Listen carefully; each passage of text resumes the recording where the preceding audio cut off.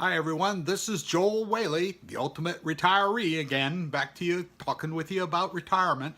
You know, I've been going through a book with Tony Robbins, and it's almost like he's standing beside me looking at my portfolio and telling me suggestions or giving me suggestions of things that I should do or shouldn't do. Not more shouldn't than should. It's almost like started all over again. But the name of the book is Money, I have to look at it, Mastering the Game. And I bought it as an audio book, and I've been listening to it on my phone. And it's a great book. I highly recommend it.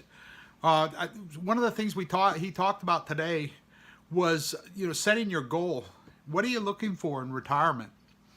And it was funny because when he really got down to it and he started tearing apart the dreams of the retirement people, it was, did I really want that type thing?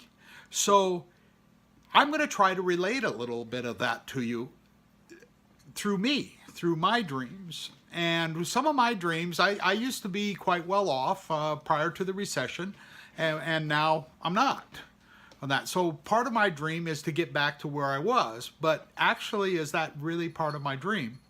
Really, it's not the money, it's what I can do with it, right? So he sat down and we went through some basic strategies with me. I talk like he was sitting right here, but it was on my phone, you understand. And I went through those strategies with him, and some of the things were just amazing. One of the first things he said is, I want you to write down a figure of what you think you want in order to live your lifestyle. What do you need in order to live the lifestyle you've always wanted to live? So I wrote down, $5 million. That's what I figured would cover my lifestyle. It was really funny because he started using a word called certainty. And certainty has always been a word that's kind of followed me around with this goal setting and stuff like that. I've been a salesman all my life. So yes, we set goals. Yes, we achieve goals. Yes, we went after goals. But the word keeps popping up. It keeps popping up here in my mind. Okay, so when I write down $5 million, his question was not, do you feel certain that you can reach that? His question was, are you certain that's what you need? And I never looked at it like that. What would I need to do the lifestyle that I want to do? Because I want to travel, I want to have a good time, I want to do some things my wife doesn't want to do, some things that I want to do. So we're going to have to kind of separate on some stuff, and some stuff we'll have to stay together on. That the hard part of this is figuring out, what do I want to do and what is it going to cost? The last thing I want to do is assume more responsibility. Okay, I don't want a whole lot of responsibility anymore. I just want to have a good time. And I think that's most of you out there. That's what you're looking for in retirement, is to have a good time without the responsibility. So if I could figure out how to cover all my expenses out of an income that I didn't have to earn or didn't have to work too hard to get, that would be what I was looking for. And I think that's what you're looking for too. So when I started putting that together and what I would like to do, I started talking about traveling. How many times would I want to travel? Well, I'd like to travel maybe 1 week a month on that. Go out and see something different 1 week a month. Well, what would that cost? Well, if I was going to Hawaii, it'd probably cost several $1,000s. If I was going to Australia, it'd probably cost $10,000. It depended on where I went. So we kind of had to come up with an average of what my travel expenses would be during the year. And we came up with, if I had a spare $200,000, I could go anywhere I wanted to for that 1 week a month. And be fairly happy doing that. So we kind of wrote that down, $200,000. Then we looked at, okay, so what do I need to live the other 3 weeks of the month? Okay, so I want to have a nice house. So I really don't like huge houses. I want a small house that's really nice, and I want land. I like having land. Like I have 5 acres here. It opens up onto 15,000 acres of ranch land that I don't even own and BLM land, and I don't have to manage that. I have nothing to do with that. So the only thing I have to take care of is the 5 acres that I live on. Well, all of a sudden I'm going, that's perfect. I don't really want to move. I really don't want to have a different place. I like it here. Okay, so what would I have to do then to make it comfortable and secure? Well, pay it off. Make sure that I don't owe anything on it. Okay, well, in my case, because I had to start all over again, I've got $100,000 left on my mortgage. Well, if I could pay that off, I would be in Fat City. Well, I wouldn't have any house payment. Okay, so then we looked at, well, okay, what do you need to live on? What do you need for entertainment? What do you need for food? What do you need for transportation? Like, I have transportation. I have had the neat cars. I've driven the Audi A8. I owned an Audi A8 for 3 years. An Audi A6, an Audi A4, an Audi TT. I've owned them on that, and I drove them, and they're great.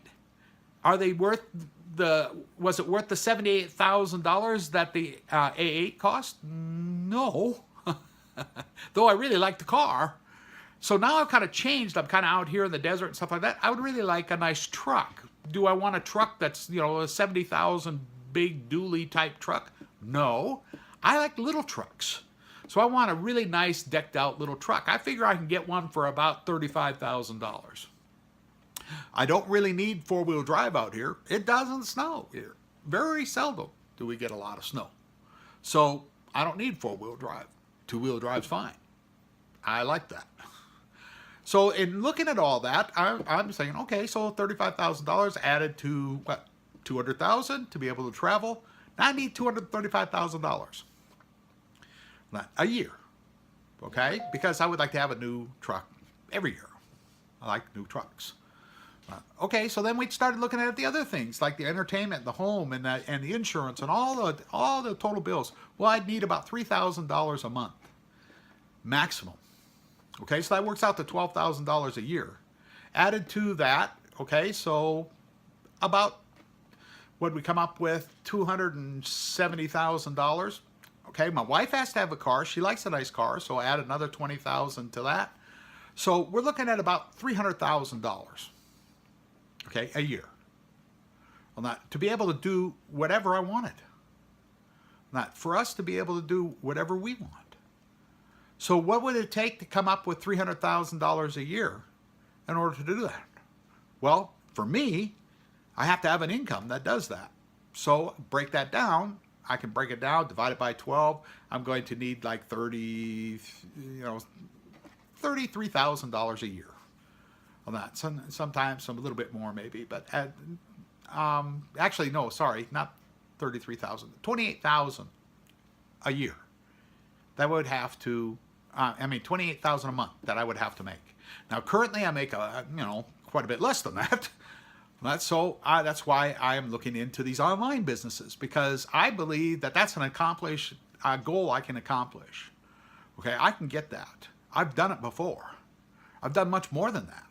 I've had months where I made $600,000.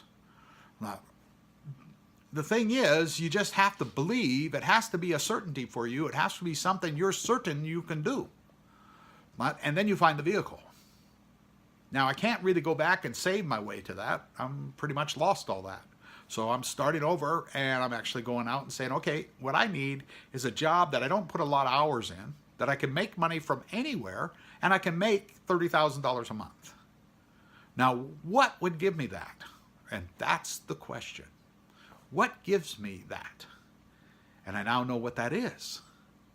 It's what I'm doing right now. It's an online business, okay, of high-ticket items. High-ticket means high commissions. My commissions will be anywhere from $2,000 to $10,000. And the items that I'm selling are to businesses.